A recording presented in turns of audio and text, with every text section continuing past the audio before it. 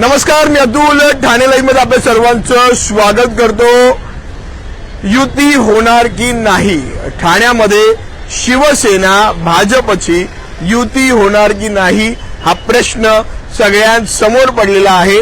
परंतु या प्रश्नाचं एक उत्तर आत्ताच देतो। 99% ही युती झालेली आहे। कोणाला किती जागा यावर गेल्या 2 तासांपासून या भारतीय जनता पार्टीच्या या रेमंडच्या इथे असलेल्या कार्यालयामध्ये चर्चा सुरू आहे। थोड्याच वेळात ते सगळे पदाधिकारी, खासदार नरेश म्हस्के, आमदार निरंजन डावखरे, रवींद्र फाटक, राम रेपाळे हे सर्वजण, युवासेना कार्याध्यक्ष पूर्वेश सरनाईक हे सगळेजण बाहेर येतील आणि कदाचित या युतीची, ठाण्यातल्या युतीची अधिकृत घोषणा करतील। आकडेवारी कधी सांगतील, उद्या किंवा परवा आकडेवारी देखील घोषित होईल की बाबा भाजपला किती जागा दिल्या।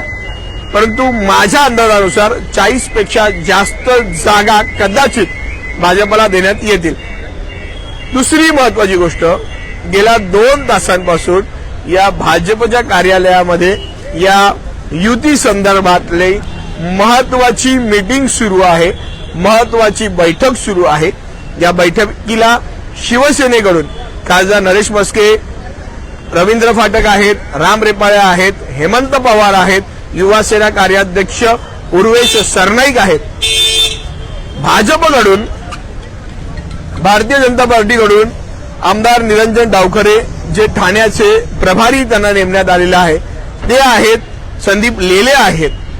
परंतु या महत्वपूर्ण युतीच्या जागा वाटपाच्या बैठकीला संजय केळकर, ठाण्याचे आमदार संजय केळकर उपस्थित नाहीयेत। महिला मेळावा देखील इथे होता भाजपचा, तिथे देखील ते उपस्थित नाहीयेत आणि आता या महत्वपूर्ण बैठकीला आमदार संजय केळकर उपस्थित नाहीयेत। याचं काय कारण असावं? संजय केळकरांचा या युतीला विरोध आहे का, की त्यांना युती हवी आहे पण भाजपला जास्त जागा मिळाव्या अशी त्यांची इच्छा आहे का? याची कारण अगदी थोड्या वेळात मिळतीलच। परंतु आपण संजय केळकर यांच्याशी बोलण्याचा प्रयत्न थोड्या वेळाने करणार आहोत।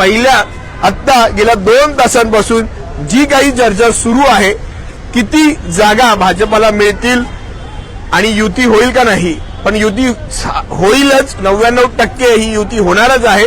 फक्त जागांविषयी जी काही चर्चा सुरू आहे त्या चर्चेला संजय केळकर उपस्थित नाहीये।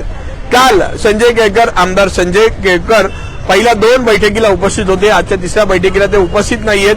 काल त्यांची एक बाईट जी आहे ती आपण टाकलेली होती, त्यामध्ये ते स्पष्ट म्हणाले होते की ज्या 2 बैठका झाल्या त्या बैठकांमधून काहीही निष्पन्न झालेलं नाहीये। संजय केळकर स्पष्ट म्हणाले होते की ज्या 2 बैठका झाल्या त्या 2 बैठकांमध्ये काहीही निष्पन्न झालेलं नाहीये आणि आज ही जी 3री बैठक गेल्या 2 तासांपासून या भाजपच्या रेमंडच्या इथल्या या कार्यालयात सुरू आहे, तिथे संजय केळकर उपस्थित नाहीयेत। संजय केळकर यांचा काही कार्यक्रम असेल तर तो तसाही काही कार्यक्रम आज नाहीये। त्यामुळे संजय केळकर या महत्वपूर्ण युतीच्या जागा वाटपाच्या चर्चेला का नाहीत, ते का अनुपस्थित राहिले, हा देखील एक मोठा प्रश्न निर्माण होतो। या भाजपच्या कार्यालयात मी काही जणांशी बोलताना असं कळालं की संजय केळकर याच्या जागा वाटप आणि याच्या आकडेवारीवर खुश नाहीयेत। त्यामुळे आता नक्की भारतीय जनता पार्टीला किती आकडा मिळेल, 40 ते 45चा आकडा आता भाजपचे कार्यकर्ते सांगतायत, पण तो किती असेल या संदर्भात जी काही चर्चा सुरू आहे आणि एक्झॅक्ट आकडेवारी मला वाटतं पुढील 1 तासात जाहीर होण्याची शक्यता आहे। पण संजय केळकर या चर्चेला नाहीयेत, या बैठकीला नाहीयेत, याचं कारण काय, याचं कारण देखील थोड्या वेळात मी ठाणे लाईव्हच्या माध्यमातून सांगणार आहे। ठाणे लाईव्हचे अपडेट्स मिळवण्यासाठी आजच ठाणे लाईव्हला फॉलो करा। धन्यवाद।